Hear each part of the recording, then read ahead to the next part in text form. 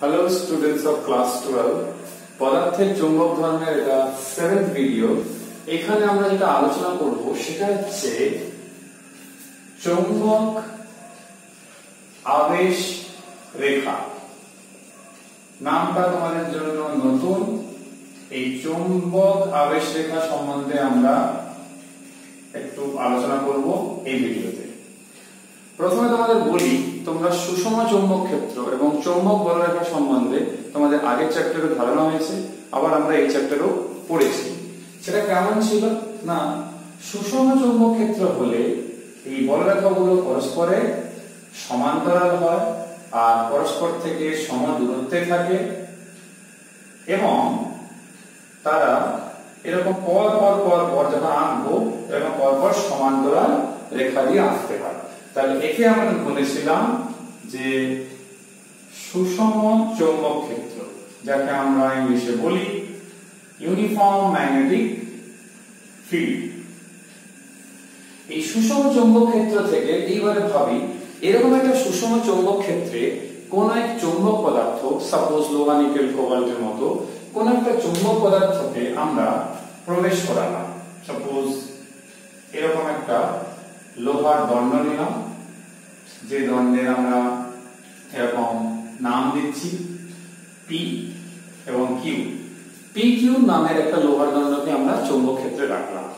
তাহলে এই লোহার টুকরো কিংবা দণ্ড এই চৌম্বক ক্ষেত্রের প্রভাবে কি হবে না, সাময়িকভাবে সে একটি চুম্বকের মতো আচরণ করবে যতক্ষণ সে চৌম্বক ক্ষেত্রে রয়েছে। এই চৌম্বক ক্ষেত্রের প্রভাবের উপরে কেমন না, চৌম্বক ক্ষেত্রে যে বলরেখাগুলো এরকম সমান্তরালভাবে সজ্জিত ছিল তার মধ্যে কিন্তু একটু বিকৃতি সৃষ্টি হবে এই চৌম্বক পদার্থের উপস্থিতির জন্য। কি রকম হয়ে থাকে না, যেটা হয়ে থাকে সেটা হচ্ছে এইখানে বলরেখাগুলো যেদিক বরাবর ঢুকছে সেটা হচ্ছে তাহলে সাউথ, আর যেদিক থেকে বেরোচ্ছে সেটা হচ্ছে নর্থ, আগের মতো। তাহলে আমরা এরকম বলতে পারি, এরকম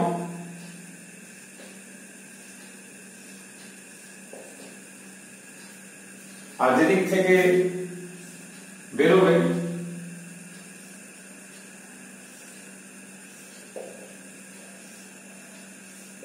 এরকম থাকবে। আবার মাঝে যে অঞ্চল রয়েছে সেইখানে দেখা যায় এরকম সমান্তরাল বলরেখাগুলো পাওয়া যায়। তোমরা স্কেল নিয়ে আঁকতে পারো, আমি বোঝানোর জন্য হাতেই আঁকছি। এরকম সমান্তরাল বলরেখাগুলো কিন্তু পাওয়া যায়। তাহলে বুঝতে পারছো ভেতরে একটা সুষম এবং শক্তিশালী চৌম্বক ক্ষেত্রের কিন্তু সৃষ্টি হয়েছে। কেন, কি ব্যাপার সেটা আলোচনা করবো।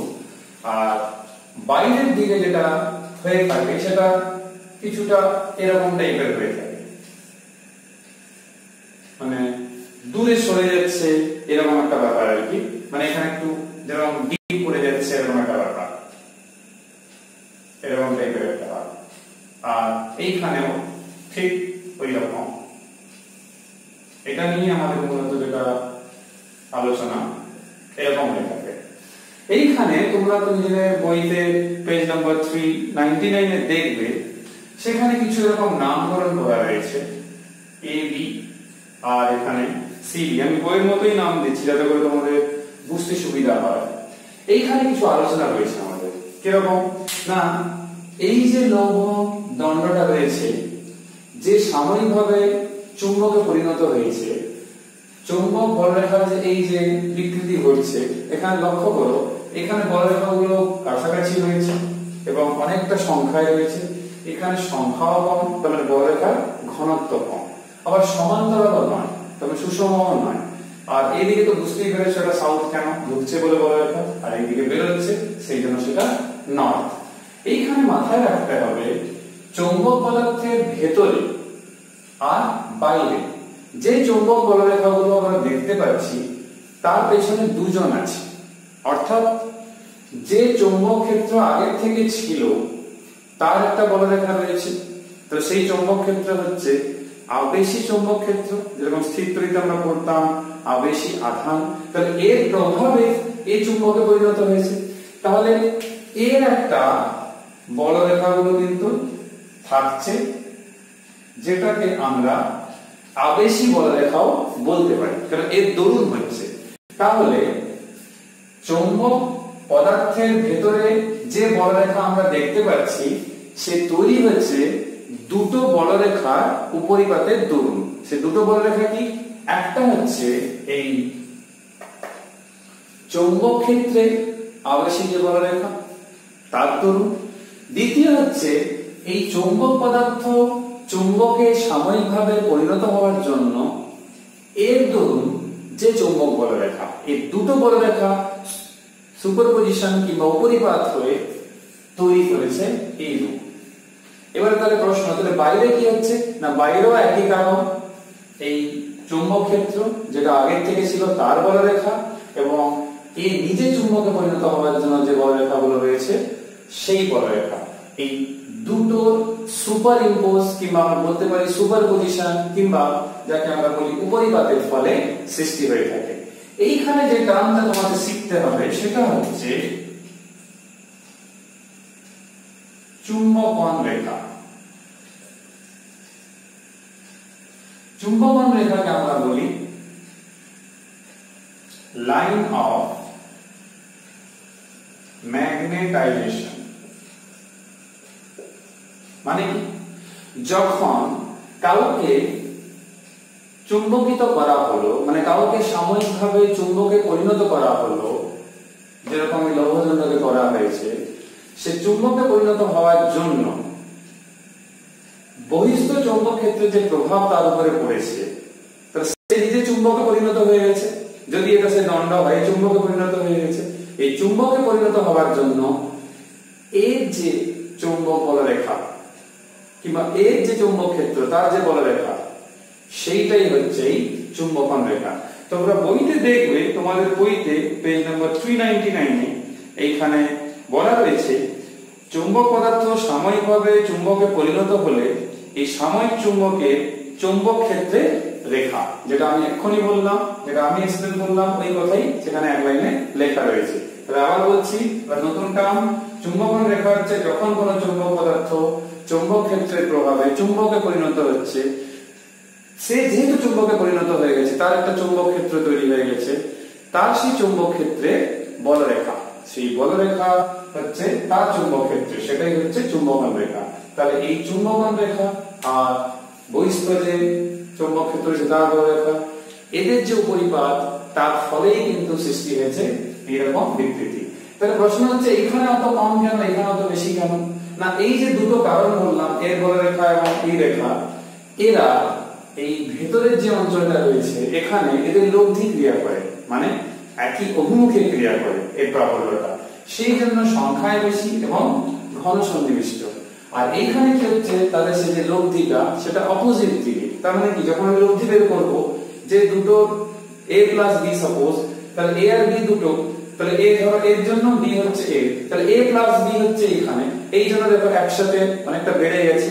কিন্তু এই ক্ষেত্রে সেটা বিপরীত হয়ে গেছে, তার মানে কি a মাইনাস b হয়ে গেছে, তাই সেই জন্য পরিমাণ কিন্তু কমে যাচ্ছে। তাহলে আবার বলি, এই ক্ষেত্রে কি হচ্ছে, তাদের লব্ধি একই দিকে কিংবা একই দিকে ক্রিয়া করছে দুটো চৌম্বক ক্ষেত্র, ওই জন্য যোগ হয়ে যাচ্ছে, তাই বেশি, এই ক্ষেত্রেও তাই, এই ক্ষেত্রেও তাই।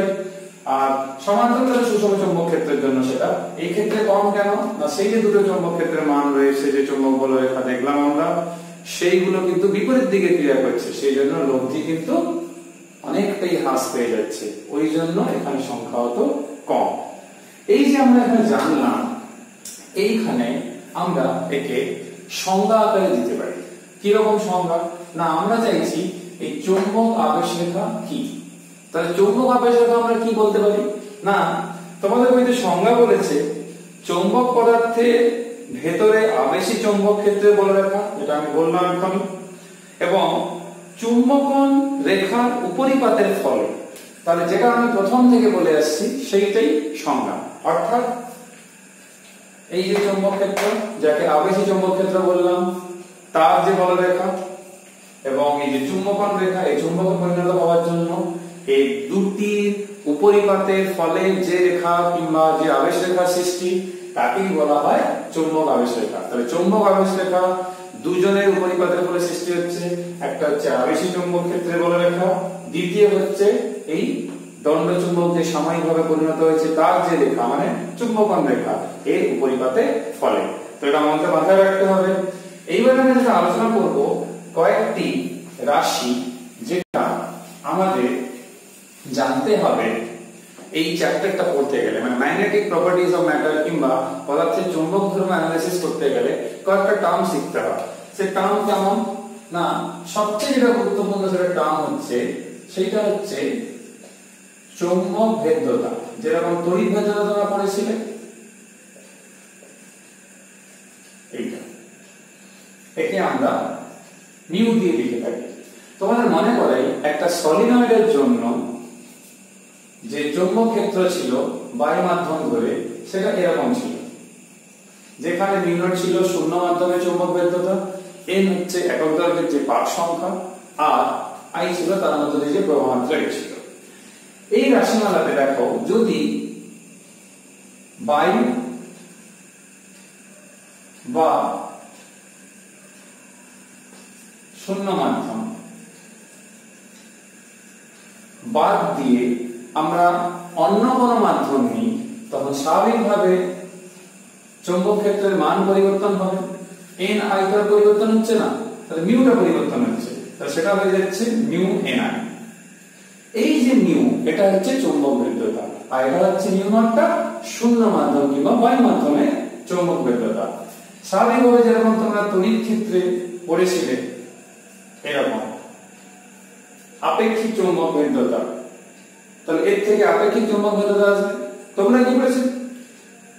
আপেক্ষিক তড়িৎ ভেদ্যতা, যাকে ডাইলেকট্রিক ধ্রুবকও বলা হয়েছিল, যেটাকে আমরা মনে করে রাখবো রেডিও লিখতাম।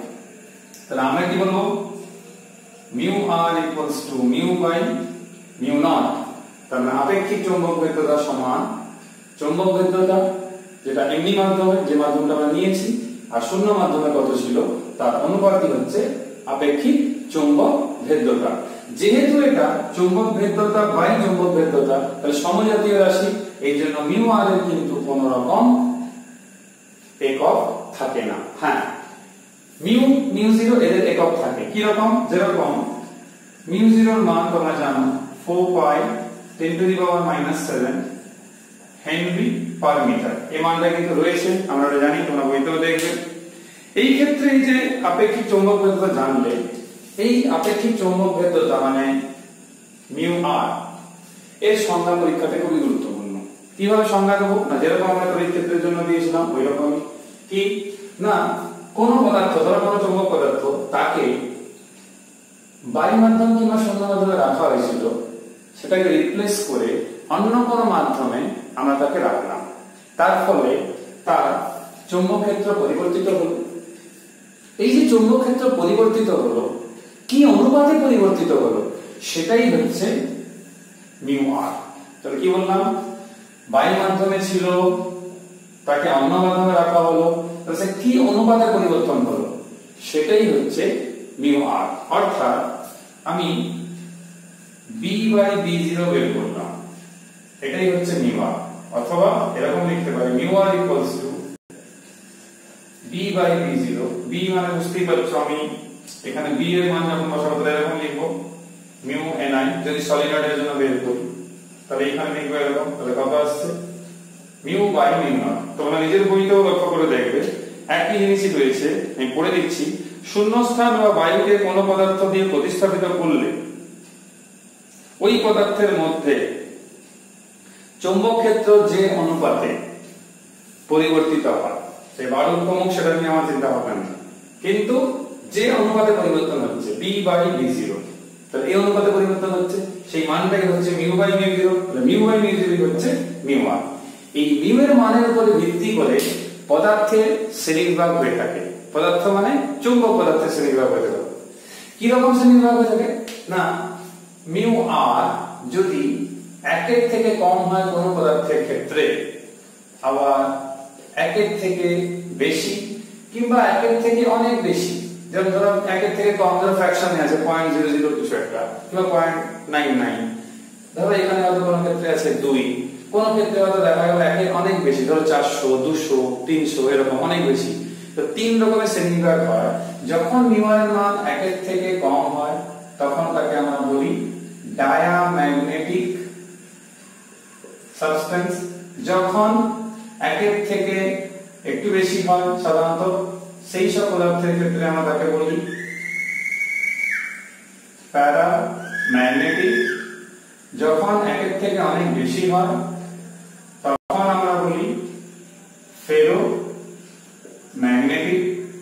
তাহলে যখন একের থেকে কম হচ্ছে তখন ডায়াম্যাগনেটিক, যখন একের থেকে একটু বেশি হয় তখন প্যারাম্যাগনেটিক, যখন একের থেকে অনেক বেশি হয় তখন সেটা হচ্ছে ফেরোম্যাগনেটিক। একে বাংলায় আমরা বলি ডায়াম্যাগনেটিক সাবস্টেন্সকে বলি তিরস্চম্বক পদার্থ, আর প্যারাম্যাগনেটিক সাবস্টেন্সকে আমরা বলি পরাচম্বক পদার্থ, আর ফেরোম্যাগনেটিক সাবস্টেন্সকে আমরা বলি অয়স্চম্বক পদার্থ, যেগুলো লোহা, নিকেল, কোবাল্ট। তোমরা এই তিনটে শ্রেণী ভালো করে মনে রাখবে। যদি মিউ আর এর মান একের থেকে কম হয় তাহলে তিরস্চম্বক পদার্থ, যখন একের থেকে বেশি হচ্ছে তখন পরাচম্বক পদার্থ, যখন একের থেকে অনেক বেশি তখন তাকে হচ্ছে অয়স্চম্বক পদার্থ কিংবা ফেরোম্যাগনেটিক সাবস্টেন্স। তোমাদের বইতে একটা এক্সাম্পল দিয়েছি, আমি সেটা বলি তোমাদের বুঝতে সুবিধা হবে। মিউ আর এর মান 1.0002, তাহলে একের একটু বেশি, এটা হচ্ছে অ্যালুমিনিয়ামের মান। তাহলে মান দেখেও বুঝতে পারবে কোন ধরনের পদার্থ। তাহলে অ্যালুমিনিয়াম হচ্ছে পরাচম্বক পদার্থ এইটা। তারপর দেখো কপারের ক্ষেত্রে মান 0.999 এরকম, তাহলে একের কম, তাহলে সে হচ্ছে ডায়াম্যাগনেটিক সাবস্টেন্স। তার নিচে দেখো মিউ আর এর মান একের থেকে অনেক বেশি, যেরকম 1000 থেকে 5000 লোহার ক্ষেত্রে, তাহলে পরিষ্কার হয়ে যাচ্ছে এটা অয়স্চম্বক পদার্থ। তাহলে আরো কিছু সংজ্ঞা রয়েছে, আরো কিছু নতুন টার্ম রয়েছে যেটা আমাদের এই চ্যাপ্টারটা পড়তে হেল্প করবে, সেটা আমরা নেক্সট ভিডিওতে পড়বো। আমি এখানেই শেষ করছি, কিন্তু শেষ করতে করতে পুরনো একটা জিনিস যেটা আমরা 4th ভিডিওর শেষের দিকে আমার যতটা মনে পড়ছে, কিংবা মেবি 5th ভিডিওতে তোমরা মনে করে দেখো সলিনয়েডের যে আচরণ একটা দণ্ড চুম্বকের মতো সেটা আলোচনা হয়েছিল। সেইখানে সলিনয়েডের মেরু শক্তি সেইটা বলা হয়নি, সেটা আমি বলে দিই। সলিনয়েডের ক্ষেত্রে যে মেরু শক্তি তার রাশিমালা কত না Qm × 2m।